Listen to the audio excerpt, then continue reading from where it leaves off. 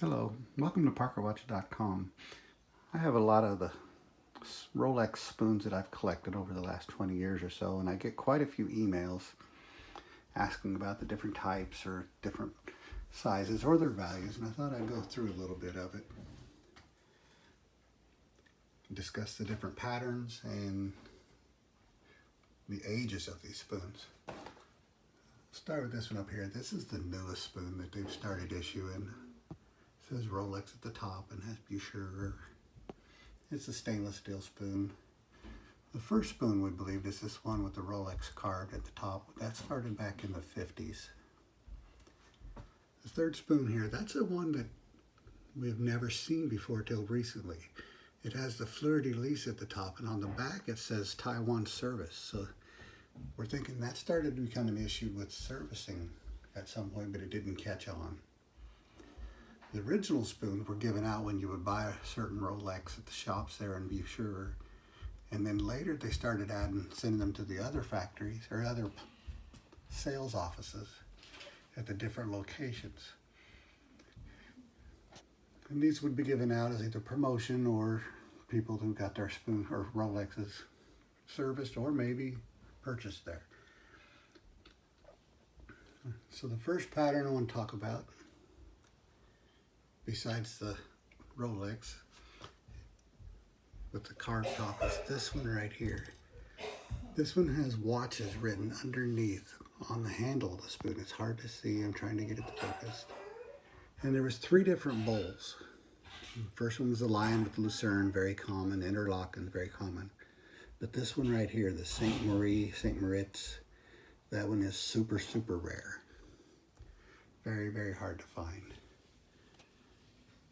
Then they had this handle with the says Bucher and watches underneath and a little ribbon.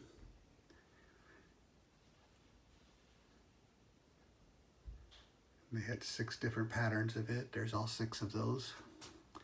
Then they had this larger handle.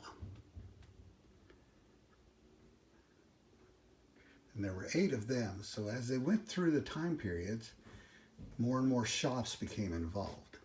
Started out with just the 1, and then it went to the 3, and then to the 5, and now to 8.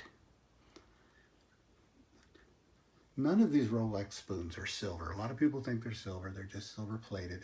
And they have the silver plate marks marked on the back, with exception of a few where they've left it blank. The B100s were the heaviest silver. And then they went down here to the next set. These were marked CB 6.9, which was the amount of silver per 100 spoons.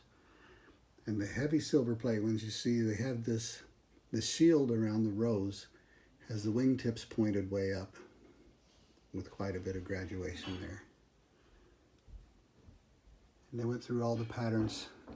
And then you'll see the point, the tips of it, are not quite as pronounced on the next set. And those are stainless steel, where they quit using silver altogether. So I imagine that was right around 1970 when silver became more desirable and higher cost. And there's the spoons of that.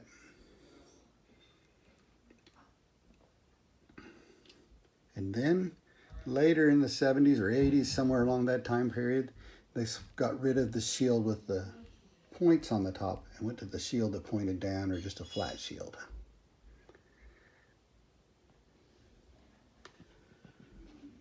We go through those. And then after that, they came up with what I called the Swiss Cross. Now, the interesting thing about the Swiss Cross series is there were multiple bowls. Like this is the Bern. There's 2 different Bern spoons. And they have one with the bear and one with the castle with the bear underneath. So some of the spoons had 1 issue, some had 2, and then some, like Saint Moritz, Lucerne, Interlaken, they had 3 different patterns in the bowl. So there's the 3 Interlaken, as you can see, and they have 3 different patterns.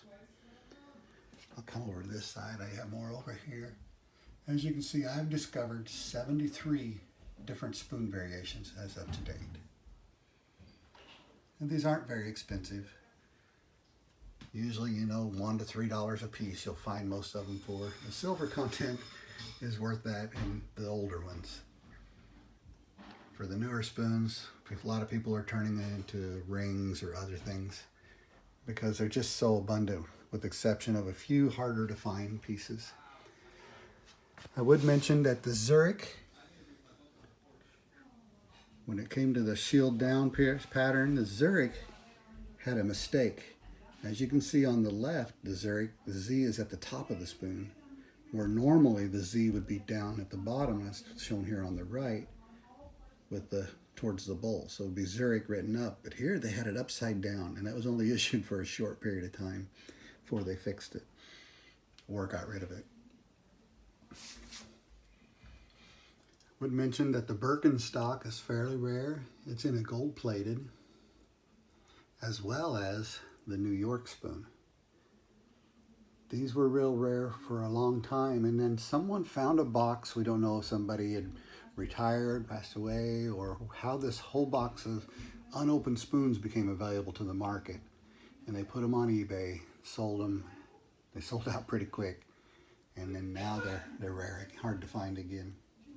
But if you were lucky and picked up one or two of them during that time period, you'll have a spare.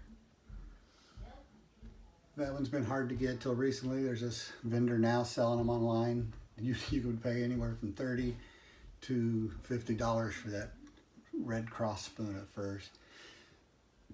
The Rolex spoon with the carve, those are fairly hard to get. There's a few people that have scooped them up when they see them, but that's the one people like to get for their watch collections.